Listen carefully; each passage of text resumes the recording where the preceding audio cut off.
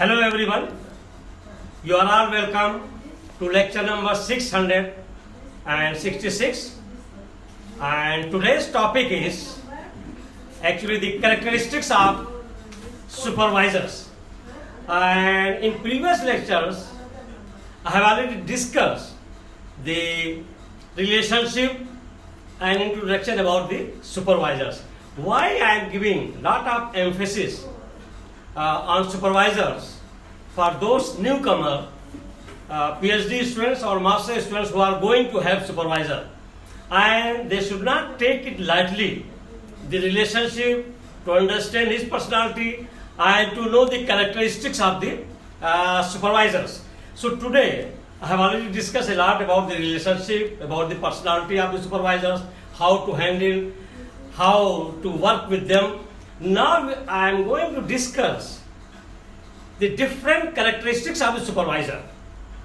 The first characteristics that is, most of the supervisors, they are very busy,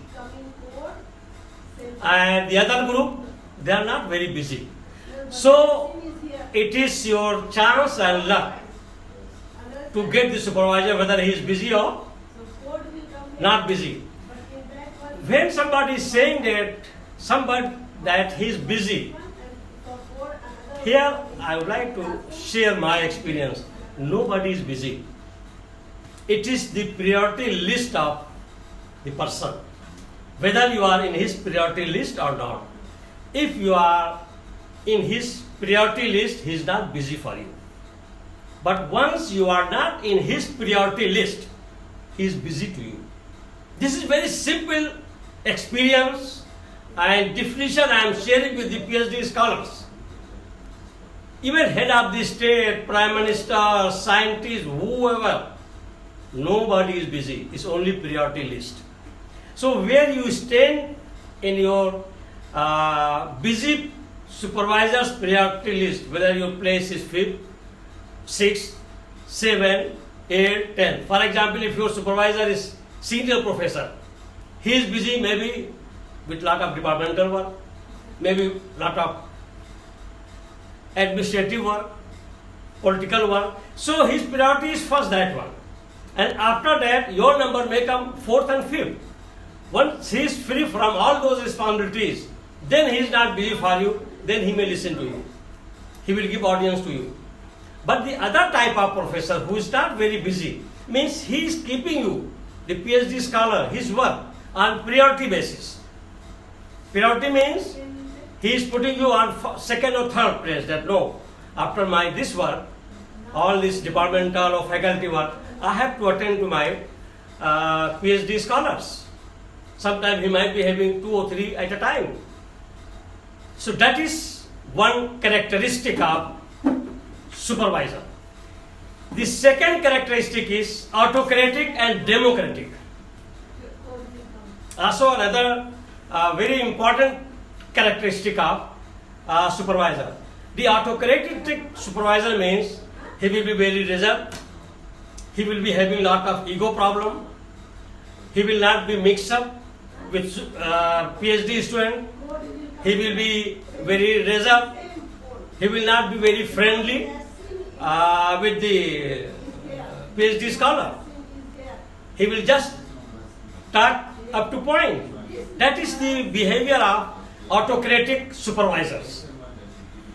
The second type of supervisor's characteristic, he is democratic. His culture and behavior is democratic. He is mild, he is friendly, he will be friendly. Easily PhD scholar can approach, can discuss, can disagree. With democratic supervisor, you can discuss, you can agree, you can disagree on some experimental or scientific discussion. But with autocratic supervisor, you cannot disagree. You have to be very alert and careful. And you cannot discuss freely. You will not be given that much access to behave freely with him. So this is the type of another characteristic of the supervisors, autocratic and democratic. And the third one, that is slow or impulsive supervisors. Sometimes your supervisor may be slow. Slow in the sense that once you give your write-up, for example, once you have written your introduction, so it is to his leisure time, once he feels he is in good mood, he may go through it. And once he may go through it, very slowly he will read in between the lines, and then he will make the correction. So sometimes the slow supervisors, they are better as compared to impulsive ones. The impulsive one, once you are giving your any write-up, either introduction or literature review or experimental or discussion, whatever, it is on his table and he is impulsive, he will just go through page by page, just one look, not going in between the line, and maybe next day he will call you, yeah, I have gone through, it's okay. But there, with impulsive supervisor, sometimes you are going to suffer. The reason is that, for example, in chemistry, you need different type of reagents. Maybe you require H2SO4, you have written hydrochloric acid, and he never cared. You need direct extraction, you are writing the oxalate extraction. So he didn't care about that. So that one, once he is impulsive and he is not very slowly going through each and every step, there may be some mistakes. So in that case, it is better if you have slow going, easy and not lazy going, but slow means slowly he is going through stepwise. He is better supervisor as compared to impulsive one. And the fourth one is weak and dedicated. One supervisor, he may be weak. Weak in the sense that he is easygoing, lazy going, he doesn't care. Whatever the student has written, okay, put in my file, I will see. And when he is going through, he will not mind any small corrections. Just he will go, he say, yeah, go ahead. But the dedicated supervisors, they will go through it and they will pass the constructive criticism, and that human life. So you should not be sensitive to your dedicated supervisor, because dedicated supervisor, he has gone through and he has taken care of your every type of mistake. And let me make it here very clear. For writing PhD or master's dissertation and thesis, or even research report at undergraduate level, nobody can guarantee that it is foolproof without mistake. We can only minimize the mistake, or we can say where mistakes can be tolerated. If anybody who is claiming that it is mistake free, no, humanly it is not possible. So what your supervisor, the one who is dedicated, what he will do, he will minimize lot of mistakes. There will not be blunder mistake. But the weak supervisor, he will not go through all these things, and there may be sometimes blunder, mistake in experimentation as well as in discussion. And your thesis for PhD students, your discussion is more important than your experimentation. Suppose if I am getting any thesis to go through it, it's thousands of pages, sometimes 500-600 pages. I have no time to go through all this. Just directly I will go to his discussion, and first I will go through his discussion, that how he has discussed his work, previous work, literature review, and his experimentation. If he has done and his discussion is well, his whole thesis will be okay. No need to go in between the line once his discussion is okay. And then references. For references, I will come to one by one how to go through all these thesis segments, like aims and objective, and then title, and then introduction writing, discussion, experimentation, all this I will be discussing. So here the fourth one is, that is the weak and dedicated supervisor. Cool.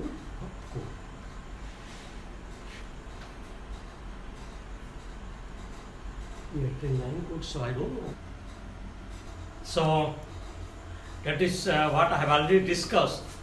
The four characteristics of the supervisors, and I have written here the same thing what I have already told you, but some little more addition.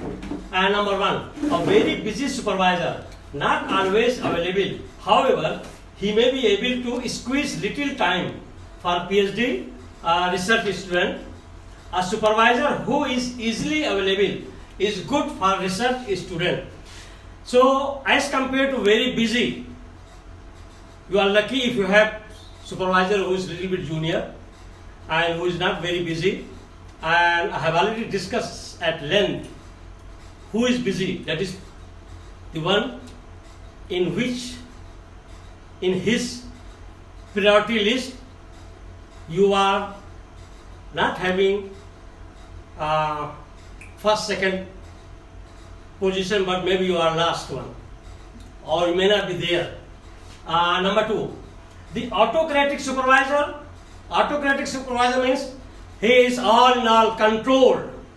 He will be controlling everything, your freedom, your discussion, your decision, your idea. No. Whatever he says, he is autocratic. Everything is under his control. And versus democratic supervisors, that is with lot of freedom. Actually, I belong to second category of supervisor. I am democratic supervisor. The reason is that my supervisor in 1980s was very friendly with me in India. Sometimes he used to discuss lot of personal affairs, family affairs, so friendly. So with that, I am also very friendly with students. Sometimes some of the autocratic supervisors, they also told me that, Professor Khan, why you are very friendly, very easy access you give to your PhD or MSc students. I said, this is my characteristic. This is my attitude. And I don't allow anybody to dictate my attitude. What I am doing, to the best of my sincerity, I am doing. So, that's all. It is, I never allowed anybody to dictate my democratic and very free relation, good freedom, good behavior with my PhD and undergraduate students. So I belong to that category, that is democratic supervisor with freedom.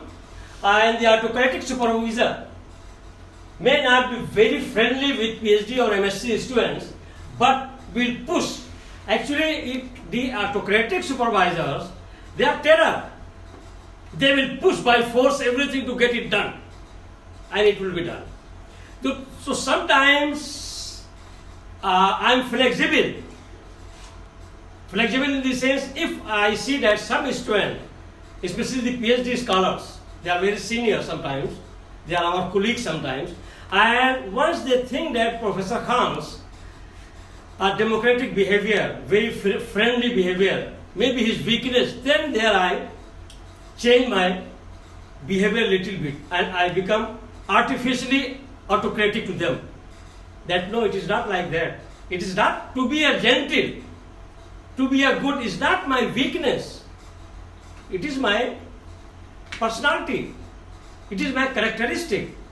Then I will be warning them that you have to do, don't take it as a weakness. So as in some cases in Africa, the autocratic supervisors, they are more successful because some of the students, they think if you are friendly and you are easygoing with freedom, they take liberty and they think that it is his weakness. No. So by force, under pressure, they will do the work. Then autocratic supervisor may not be very friendly with PhD, MSc students, but will push to get the work done. Democratic supervisor will be very friendly and will allow you to enjoy freedom of discussion. So my students sometimes they discuss with me, they disagree when we are doing some scientific discussion, some NMR or spectral studies, some values they may not agree, they will friendly say that prof, here it should be like this, and I will accept it. So they are so free to discuss, and I always used to tell them that whatever is they should be very free with me, especially in scientific discussion, and definitely they benefit from it. Enjoy freedom of discussion and go at your own pace and allow you to make your own decision. Sometimes I give them freedom to make their own decision, to select their topic. But only thing is that it is under my guidance and supervision, means I know that their limitation, they have limited knowledge, they have limited experience. So what type of mistake they may commit that I can understand, then I will modify it. For example, they may go for very ambitious research proposal. It may be very ambitious, but you have to see your time. Your time limit is 3 years. You have to see the resources, your infrastructure in Maiduguri, in Nigeria, the lab condition, instrumentation. Lot of things are not available. Lot of reagents, lot of chemicals in chemistry are not available. So that ambitious program is very good. You have got from Western countries and from so many other places. But in Maiduguri, I am talking in Maiduguri University, will it be feasible?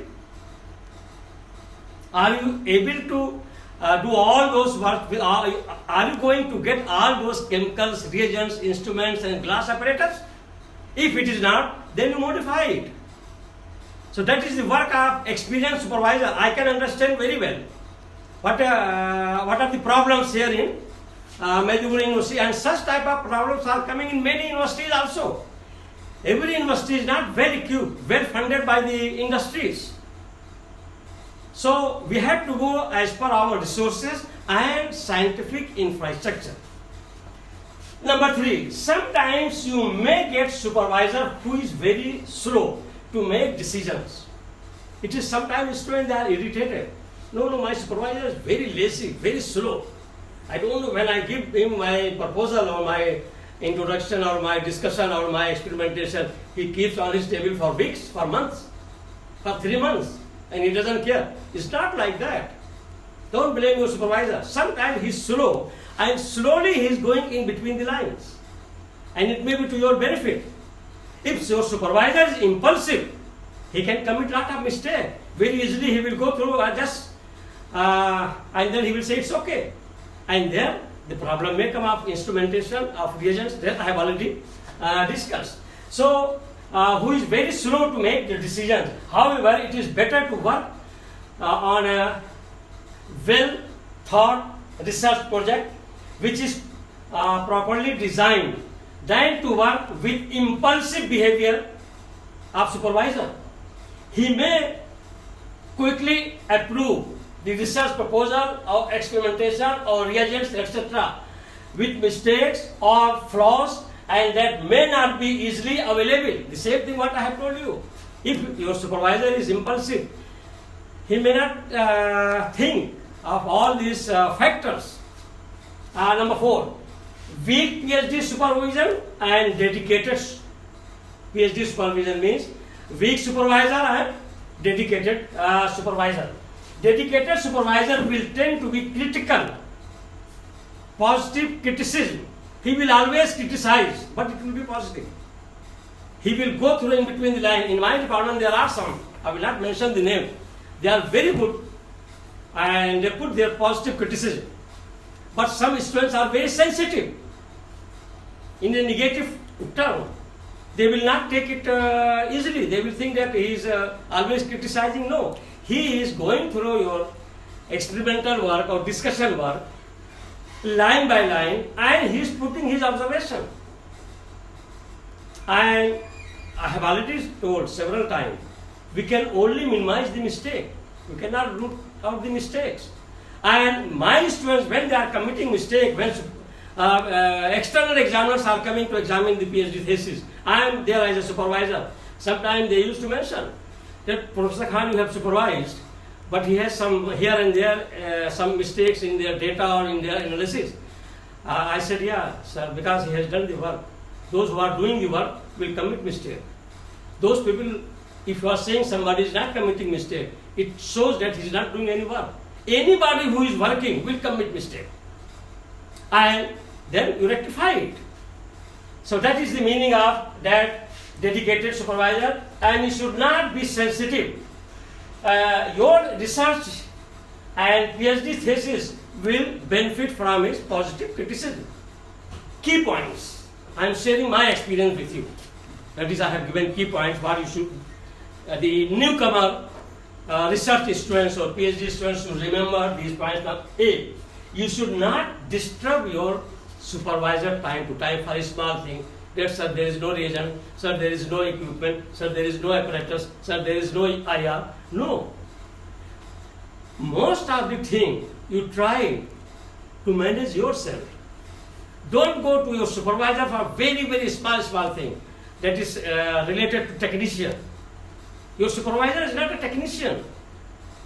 He is there just to discuss the deep inside chemistry subject, your experimentation. Small things you manage with a technician. That is B. There should be regular communication. Communication gap is also another very serious issue. You should not have communication gap. That you are disappearing for months, you are not communicating. If you are coming to department, if you are regular, at least go and greet your supervisor. Hello sir, how are you? How is your health? Okay, this and that, sir, I am doing my work. When will you be free? Is there any possibility to meet you anytime to your convenience? Like that. So there should be always communication. Those students who are not regular, who are not disciplined, they fail and they miss communication, and there is communication gap between supervisor and the PhD students, where PhD students are not serious. C. Be mentally alert when you are discussing with your supervisor, especially the scientific discussion related to your topic. You should not be absent-minded. Once you are discussing with your supervisor, and better to keep one pocket diary, that some very, very important points you can just note down, because your memory is not going to keep everything. It will evaporate, disappear. So once you are sitting with your supervisor and you are discussing your experimentation, your discussion, part of your thesis, mentally don't be absent. Be alert with your supervisor when you are discussing. D. Submit the thesis within time given by the department before deadline. This is very important. Don't linger on for 6 months or 1 year. There is a specific time that by this time you should submit your PhD or master's dissertation and thesis, or give the reason. So in most of the cases, it is not supervisor's mistake. 90% mistake goes to the attitude of the PhD or research students, postgraduate students. Whatever, because supervisor is not, don't expect that supervisor go and do everything A to Z. Don't expect chicken feeding from supervisor. Supervisor is there to supervise, to tell you the scientific experimentation in chemistry. The rest of the thing you have to do. You have to sit in library. You have to collect the references, bibliography, old and new, all these things. E. PhD research work is very complex. It's not easy, PhD work. It is not examination. That's after hard working, you have written very well, you will get guaranteed, you will pass and get A or B. No. Here, success is not guaranteed even if you have done very good work for 3 years. Unless you have good relation with your colleagues, especially with your supervisor. And there is no formula for success for PhD students, no formula, no format. of hard working or writing examination. There is no formula for success. And you have to it is by sustaining good mentor and mentee relationship is very important. If you want the success formula, first thing is you are mentee, your supervisor is mentor.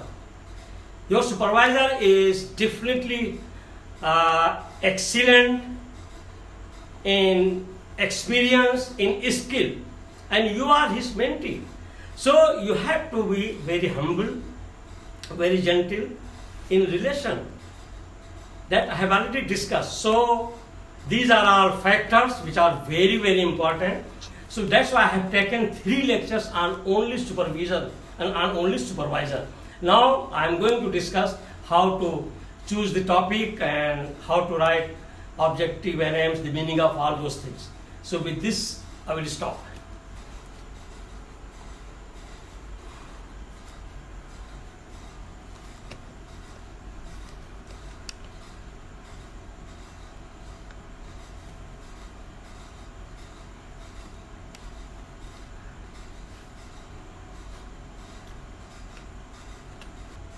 So with this I will stop, and for PhD scholars, my good wishes, and once you are coming for research work, get ready to change your attitude, keep your attitude positive and enjoy your work. If you are not ready to enjoy your work, if you are not ready to keep very good relation with your supervisor, definitely you are going to suffer. So thank you very much for watching the lecture.